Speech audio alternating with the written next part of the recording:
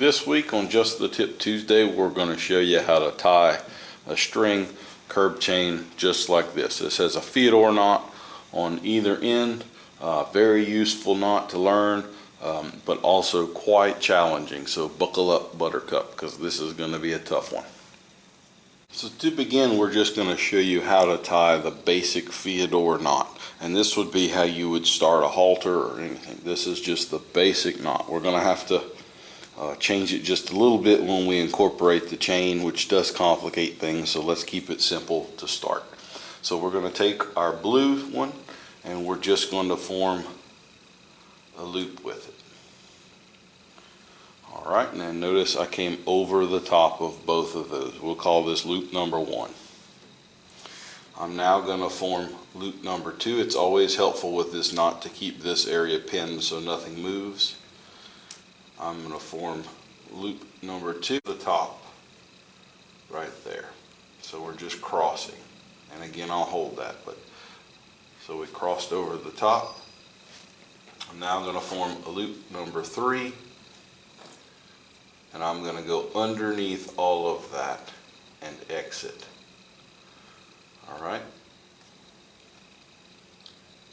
so again I had loop 1, loop 2, and loop 2 will become important. The chain's going to have to be incorporated on loop 2, and then I formed loop 3. So I am done right now with that strand.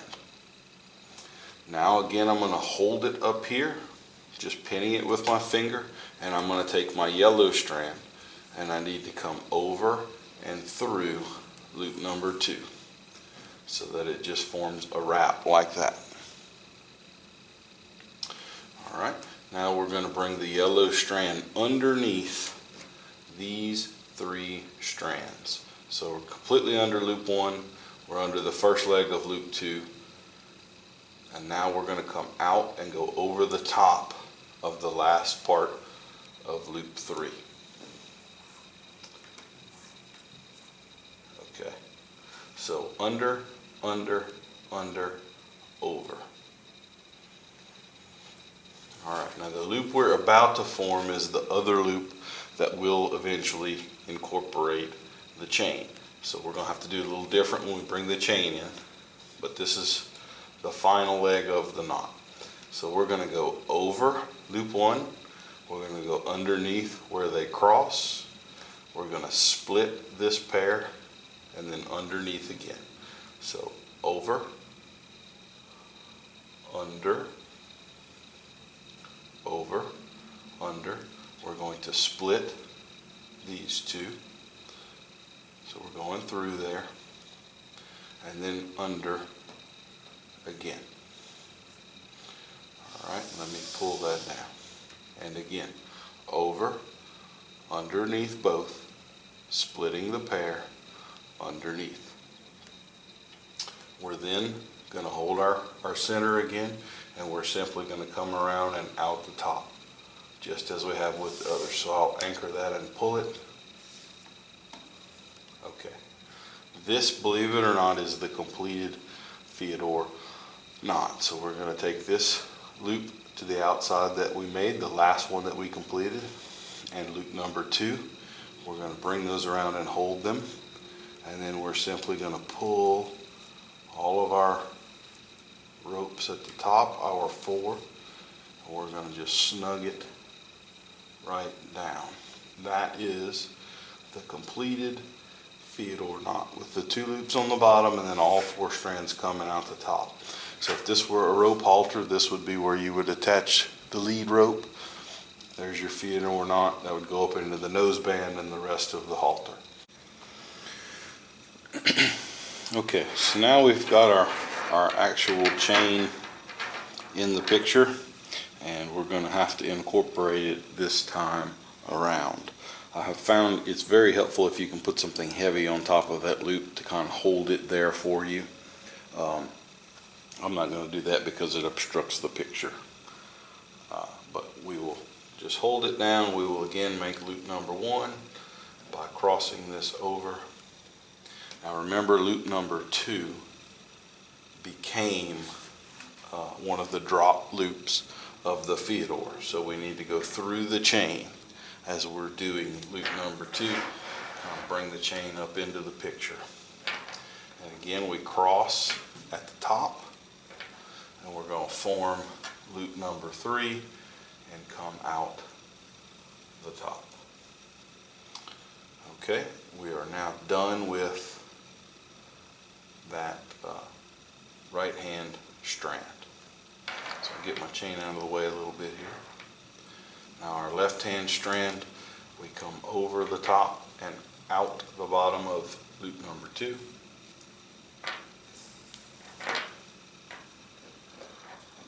You will kind of have to do a little coil with your finger there. Alright, where I mess up is that you really need to make sure loop 1 and 2 stay separated. So it's loop 1, loop 2, loop 1, loop 2. Now we're going to go under the 3 strands.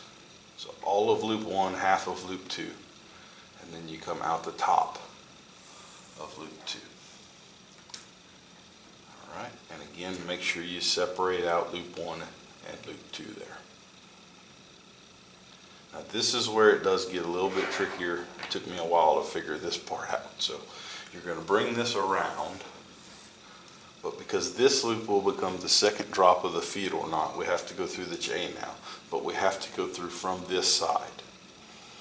Okay, keep everything normal, because if you remember, we're folding those 2 loops together.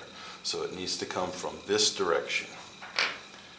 This is where it helps to have some extra rope to keep it all looking normal. Now it's the same. So we're going to go over this one and underneath the cross. Remember, this is loop 1. If you let these 2 swap, that gets complicated. So it needs to be loop 1, loop 2, loop 1, loop 2. So we go over loop 1, underneath the cross here. And then we're splitting where we first brought that left hand strand into loop number 2. Okay? Then we need to go underneath the outside part of loop number 2. Okay? And then we're simply coming out under that top cross there. And boom. We have just completed our Fiador knot. Now it's just a matter of snugging it down and adjusting everything. So you pull these top 4 pieces down, and you can see there is our Fiador knot with the 2 drops on it. And we just need to feed those drops up through the knot and work them out until we get it like this one is. And I would say this loop is even a little bit too big still. I need to feed some of it down where that loop is only about 3/4 of an inch to an inch. This one's probably 1.5 inches right now, so it's still a little big. That's going to reach almost all the way up to the bit where we're attaching it. But at this point, it's just an adjustment knot.